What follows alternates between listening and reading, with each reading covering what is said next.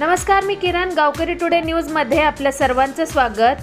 राष्ट्रीय भीमसेना पक्षाच्या वतीने राष्ट्रीय अध्यक्ष श्रीधर साळवे यांची पत्रकार परिषद राष्ट्रीय भीमसेना राजकीय पार्टी असून त्यांचे स्वाभिमानी सामाजिक संघटन भीमसेना या नावाने नागपूरमधून रुजू झाली आहे.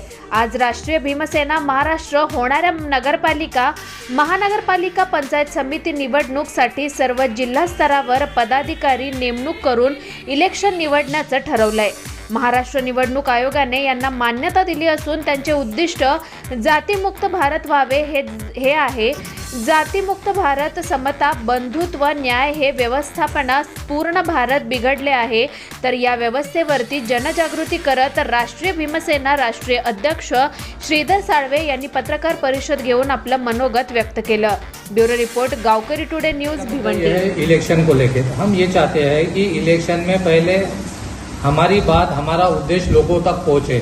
अगर लोगों तक हम हमारा उद्देश्य पहुंचाने में कामयाब होते हैं तो हम इस महाराष्ट्र में, मुंबई से लेकर नागपुर तक, हम इस महाराष्ट्र में अच्छा मुकाबला कर सकते हैं. और हमारा यही सोच है कि जो व्यक्ति हमारे साथ जुड़ना चाहता तो वो अपनी जाति अपने घर पे छोड़ के आए, या अपनी जाति जिन्होंने अपनी जाति उसे जाति दी है वो जाति छोड़ के अगर हमारे साथ आता है तो हमारा वेलकम है.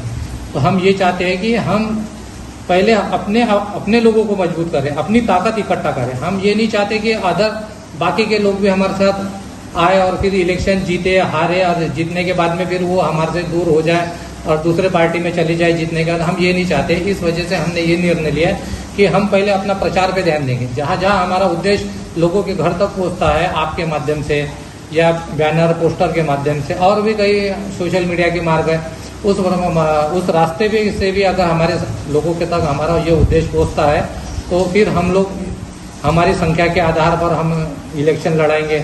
हमारे समविचारी लोगों से, हम जो पार्टी हमारी समविचारी पार्टी है, हम उससे गठबंधन करेंगे. और भी पार्टियां हैं, हम उससे भी गठबंधन करेंगे जो हमारी विचारिक पार्टी है. आने वाले महाराष्ट्र के जो चुनाव अभी आने वाले हैं, तो जैसे ग्रामीण का हुआ, महानगर पालिका का हुआ, उसमें उस चुनाव के अंदर आपका मुख्य मुद्दा क्या होगा? नहीं, हमने पहले ही बोले कि हमारा मेन मुद्दा यही रहेगा कि जाति मुक्त भारत हम बनाए. तो जाति मुक्त भारत का मतलब ये होता है कि भाई हम उस विचारधारा से सहमत नहीं है. डायरेक्ट बात है कि ये विचारधारा की लड़ाई. देखो, देश में विचारधारा की लड़ाई है.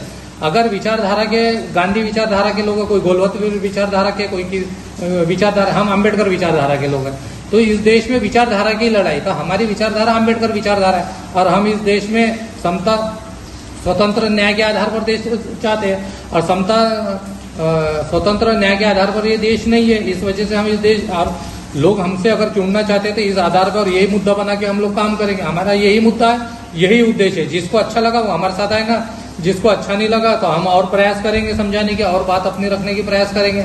अगर हमारी बात रखने में सफल होते हैं तो समझ जाओ हम 101% हम लोग कामयाब हो जाएंगे.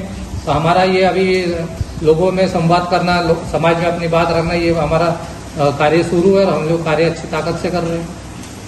महाराष्ट्र में किस किस जगह अपना कार्य चालू है? नहीं, हम लोग पूरे महाराष्ट्र को केंद्र बिंदु बना रहे इलेक्शन को लेके. और सभी महाराष्ट्र में हमारा जो सामाजिक संगठन था भीमसेना, सभी महाराष्ट्र में हमारी कार्यकारिणी है.